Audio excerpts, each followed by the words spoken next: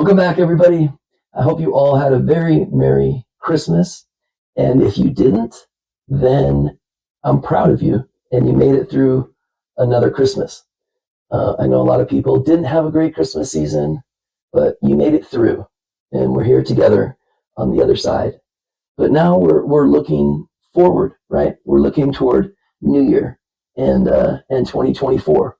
Dean Graziosi says we will start the year the way that we end the year. So it's really important that we do all we can to end 2023 on point and just be the best versions of ourselves that we can be, right? That's what this channel is all about.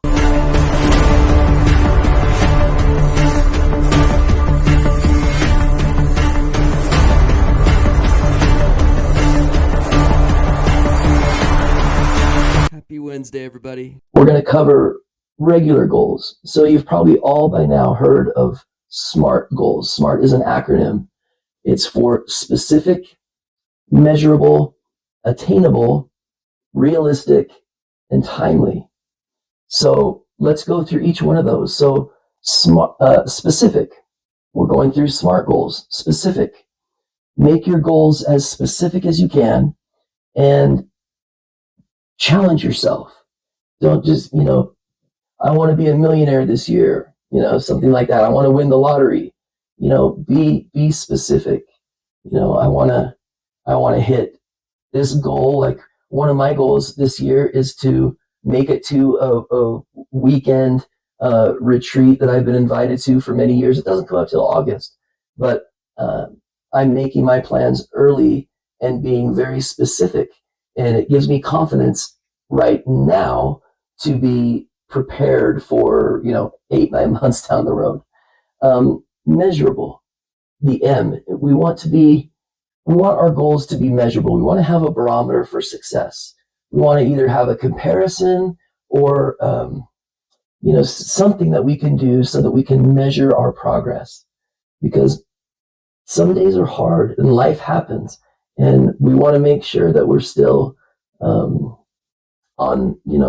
point and on par with what we're doing. The next one is attainable. And attainable means don't just set lofty, like high in the clouds, some lofty goals. Make them attainable. I personally like to set like micro goals. So I'll have my regular goal that's attainable, that's specific, it's measurable. And then I'll have little steps along the way of not just what it's going to take to get there, but little checkpoints to make sure that I'm, again, measuring and attaining my goal when it comes to that point. The R is for realistic. So make the goals as realistic as possible. And sometimes that's hard to do when setting goals because, goals, we set goals so that we can reach a new level of ourselves that we currently don't have, or reaching something, getting something that we don't currently have. And so being realistic about them can be challenging sometimes. So just make sure that you're being realistic along with the other things. And the last thing is the T is for timely. We want to attach again, I've got my little notebook here. Hope that's okay with everybody, but we want to attach a time to reaching our goals. So my goal that I mentioned that's in August, I want to be prepared for that by the end of January with some grace. I got a 30-day grace period, so 6 months ahead would be February. So my goal for my August goal, my little micro goal would be to be prepared for the August weekend by February. And in my mind, I'm saying I think I can do it by the end of January. So those are some examples of what a SMART goal might be. Now, if you're a student and you're setting goals, you want to follow that same outline, that same pattern, but you have some unique circumstances. Your circumstances are evolving at a very rapid pace. So it's incredibly important to set goals, not just for yourself, but specifically today we're talking a little bit about uh, student debt. And I'm going to give you 5 ways that you can rid yourself, or at least get a hold on your student debt. So the very first thing that we're going to talk about is to create a budget. So this is hard for students, but do your best to create a budget and stick to it. Again, easier said than done, but this is laying the foundation for you hitting your goals. So make sure that you create a budget. The second thing is to create an emergency fund.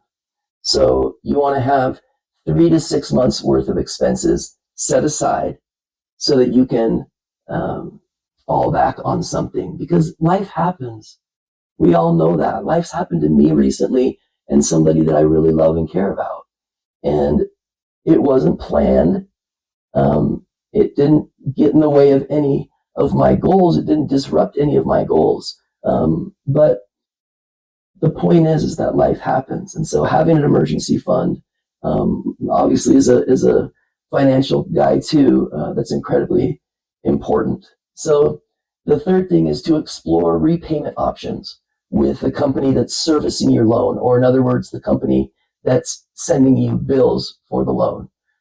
Explore what options they may have in terms of flexibility, and because exploring different repayment options, it can really help you find a plan that aligns with your financial situation and your goals. Potentially lowering your monthly payments, which everyone loves to hear, or even for facilitating loan forgiveness. So that's a great thing to do. Number 4 is to accelerate repayments. So try to pay a little bit extra on your loan when you can, and that will accelerate lower the amount of interest that you're paying, and accelerate the time that you're having to pay on that debt, obviously. And then number 5 is to improve your financial literacy.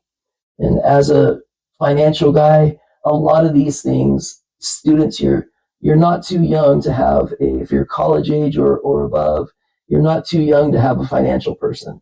A financial person can really quarterback a lot of these things and really help you along the way. You don't need thousands of dollars to have a financial person in your life. You don't need hundreds of dollars. You just need somebody that you trust. Trust is incredibly important, and somebody that has a good reputation and that can give you good references.